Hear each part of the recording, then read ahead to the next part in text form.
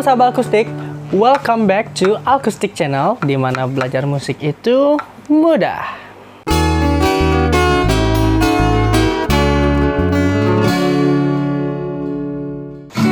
Jadi video kali ini kita akan sama-sama membahas tentang bagaimana caranya menentukan semua chord gantung beserta menghafal posisi-posisi di semua fret yang ada di gitar. Dan untuk mempermudah kita menentukan posisi dari setiap chord gantung, ada beberapa hal yang harus kita perhatikan terlebih dahulu. Yang pertama itu adalah huruf atau abjad yang digunakan dalam musik. Jadi di musik itu menggunakan huruf dari A, B, C, D, E, F, G. Dan setelah sampai G, kembali lagi ke A. Tidak hanya sekedar mengetahui A, B, C, D, E, F, G. Jadi kalian harus memahami apa chord setelah E misalnya. Ya tentu saja kalau misalnya kalian belum hafal, kalian bisa hitung dari awal A, B, C, D, E, O, F. Jadi setelah E itu F. Begitu juga dengan chord sebelumnya atau huruf yang sebelumnya. Apa huruf sebelum D? A, B, C, D, O, C. Jadi itu harus dipahami terlebih dahulu. Hal yang kedua yang harus kalian perhatikan adalah jarak setiap nada. Di sini kita menggunakan nada dasar C sebagai acuan karena nada dasar C itu adalah nada natural. Tidak ada crash dan juga mol yang ada di dalamnya. Dan yang perlu kalian hafalkan adalah jarak nada E, F itu adalah setengah dan B, C itu setengah. Sisanya bagaimana? Sisanya 1. Jadi kalian tidak perlu menghafalkan urutan 1, 1, setengah, 1, 1, setengah. Setiap kali kalian menemukan kunci E, F itu jaraknya setengah, di mana dalam Do, Re, Mi itu adalah sebagai Mi dan Fa. Lalu B dan C itu sebagai Si dan Do, yang juga jaraknya pasti setengah. Jadi yang perlu kalian hafalkan itu hanya nada yang berjarak setengah. Nah, khusus untuk nada yang berjarak setengah itu juga ada beberapa istilah yang perlu kita ketahui. Pertama, untuk nada yang dinaikkan setengah itu biasa disebut dengan crash atau dalam bahasa Inggrisnya itu adalah sharp. Sedangkan nada yang diturunkan setengah itu disebut dengan mol.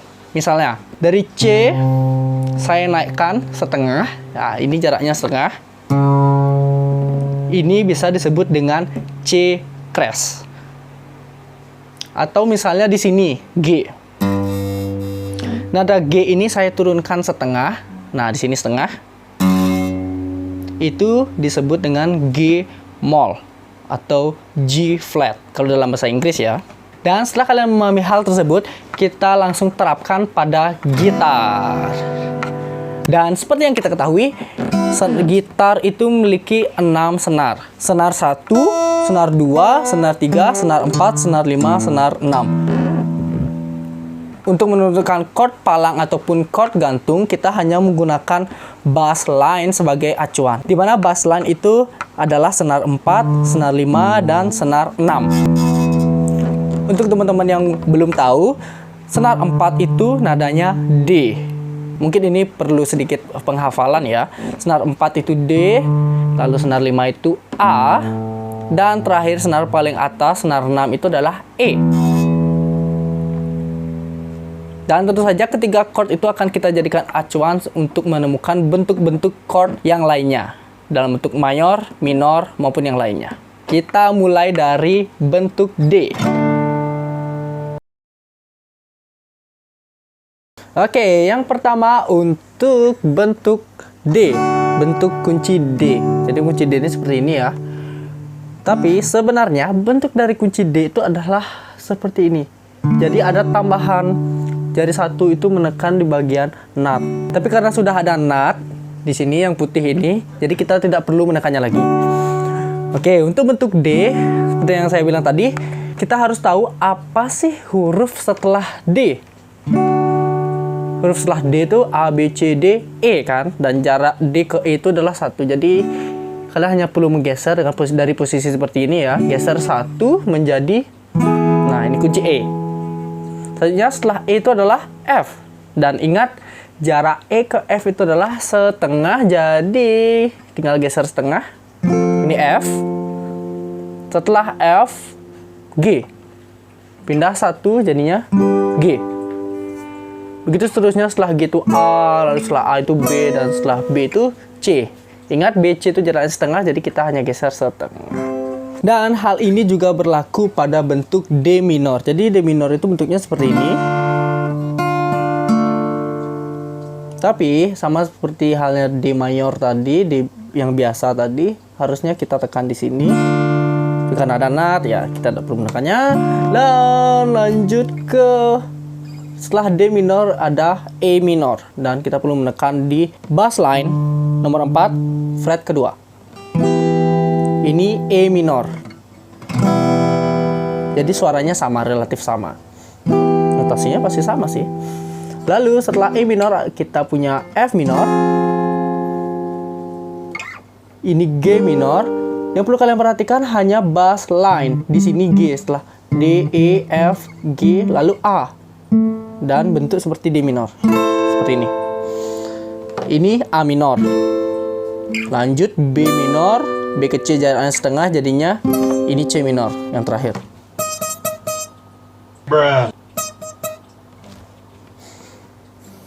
Mungkin di antara kalian ada yang bertanya-tanya, tapi itu kan bentuk kuncinya nggak gantung. Nah, untuk bentuk D biasanya karena kebanyakan menekan di senar di bagian bawah, bentuk D ini biasa dijadikan acuan untuk memainkan melodi sebuah lagu. Jadi ini D, kita bisa main melodi D sekitar sini. Kita bisa memainkan pola melodi simple di G dengan mengandalkan bentuk D ini. Sol, do, mi. Begitu juga di A dan juga C tinggi. Di sini untuk memainkan melodi C tinggi.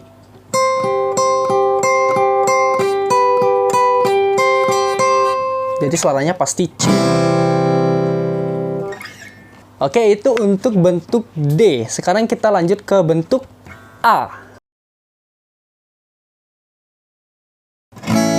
Untuk bentuk A, polanya masih sama, seharusnya kunci A itu ditekan seperti ini, tapi karena sudah ada nut, kita tidak perlu menekannya lagi. Tapi basic kuncinya adalah seperti ini. Abjad setelah A itu adalah A, B. Dan jaraknya 1, jadi kita geser 1. Di sini kunci B. Dan ingat, setelah B itu adalah C kan, A, B, C. Dan jarak B ke C itu adalah setengah kan, kita perlu geser setengah juga. Ini C. Suaranya sama ya, pasti. Ini chord gantung untuk C. Lalu setelah C ada abjad D. Dan setelah D ada E. DE jaraknya 1. Dan kita ketemu EF. EF itu jaraknya setengah, jadi kita geser setengah. Ini F. Dan begitu seterusnya G, lalu kembali lagi ke A. Terkadang pola A yang di oktav yang tinggi, yang sebelah sini, bisa digunakan acuan untuk memainkan melodi juga.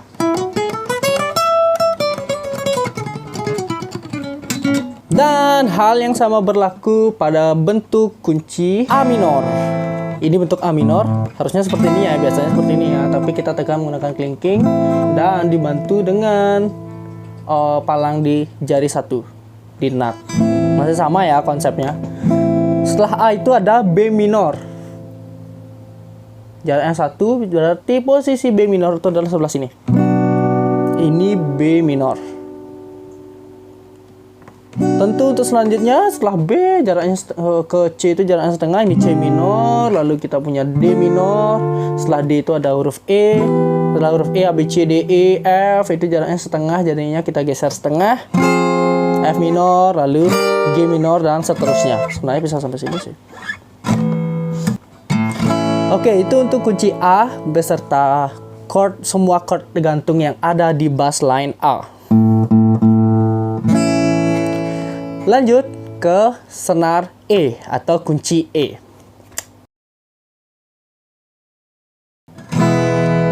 Oke, untuk bentuk kunci E, polanya masih sama. Kita tekan seperti ini. Nah, dan jari 1 menekan nut.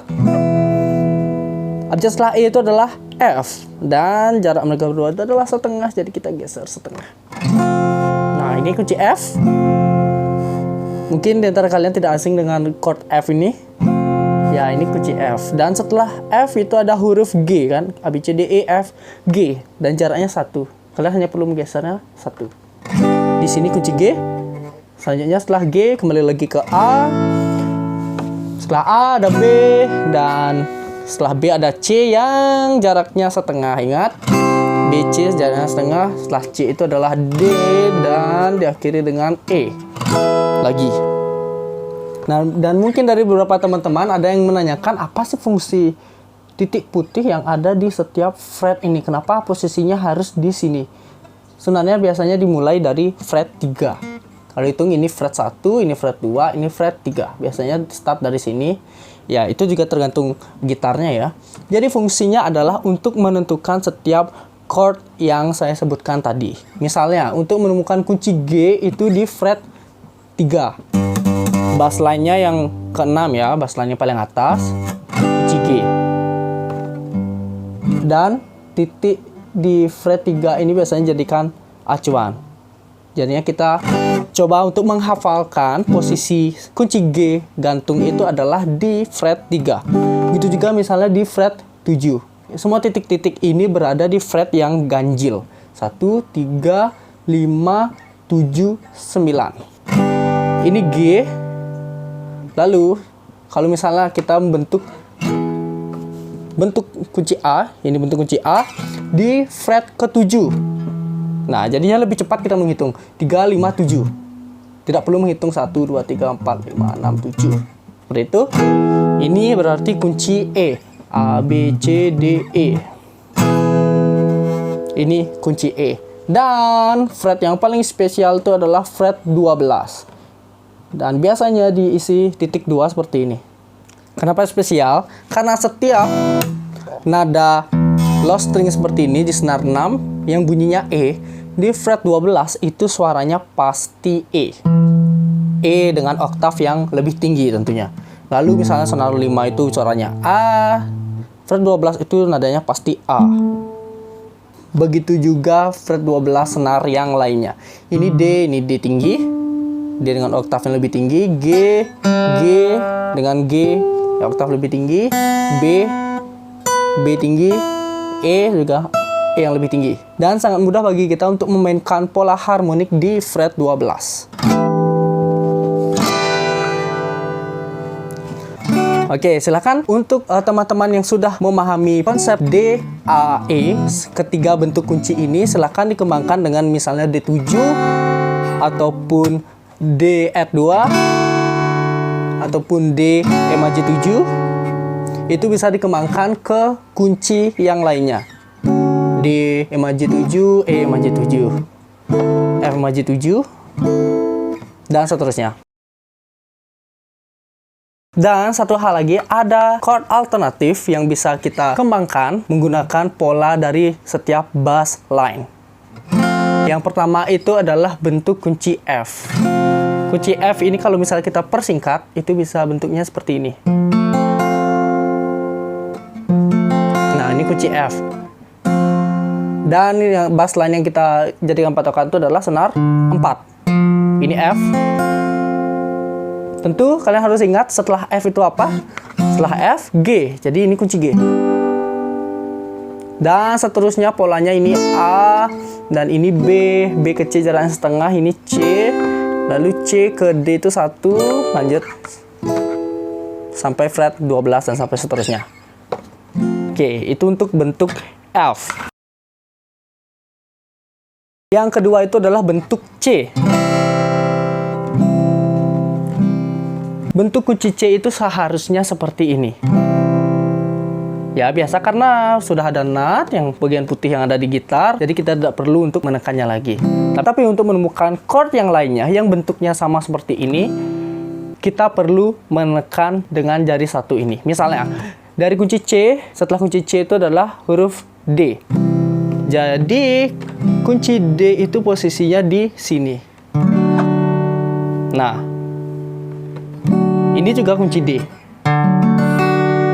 Dan setelah D ada E yang jaraknya 1, jadi kita pindah. Ingat yang bass line yang kita jadikan patokan itu adalah senar 5. Ini suaranya E.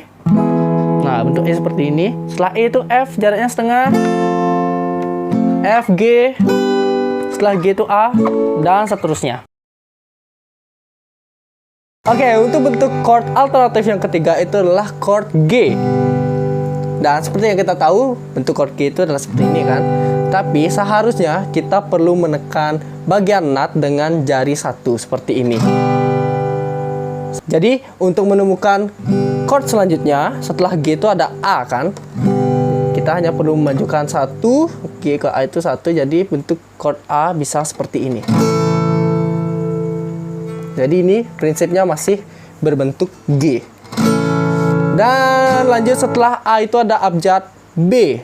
A, jadi kunci B adalah seperti ini. Ingat, yang perlu kalian perhatikan itu adalah bass line yang senar 6. Dan B posisinya di fret 7. Setelah B ada C, dan bisa kita lanjut setelah C itu adalah D. Dan juga setelah D itu ada E. Dan setelah E ada F. Ingat, jarak EF itu adalah setengah. Nah, setelah F diakhiri dengan G lagi di fret 12. Nah, mungkin untuk bagi teman-teman yang baru belajar gitar akan sedikit sulit untuk membentuk chord ini, bentuk chord G ini. Tapi chord ini sangat familiar digunakan oleh orang yang sering bermain jazz ataupun improvisasi. Chord ini lebih banyak digunakan pada chord on. Maksudnya seperti ini. Chord A, on, C crash misalnya. Jadi bentuknya seperti ini. Menyerupai bentuk G yang tadi. Ini C crash, ini A. Mungkin untuk chord 7 yang biasa disebut dengan chord dominan 7, 9, 11, 13, dan juga chord Maj 7, Maj 9, Maj 11, dan Maj 13 akan saya bahas di video berikutnya. Oke, sekian dulu video kali ini. Jika ada yang ingin kalian tanyakan ataupun ingin menambahkan sesuatu tentang apa yang saya bahas di video kali ini, silahkan komen di bawah dan mari diskusi bersama Acoustic Channel.